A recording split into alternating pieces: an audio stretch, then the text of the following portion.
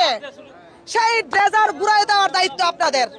আমার এলাকার মধ্যে কি এই ধরনের বালু চোররা বালু তুলে বালু খাবে, এই সুযোগ আমরা দিব না। আমি এই মাত্র ডিসির সাথে কথা বললাম, ডিসি বলল যত মানে এখানে ড্রেজার আছে সব ড্রেজার সরাই দিবে, পুলিশ পাঠাইছে, র্যাব পাঠাবে।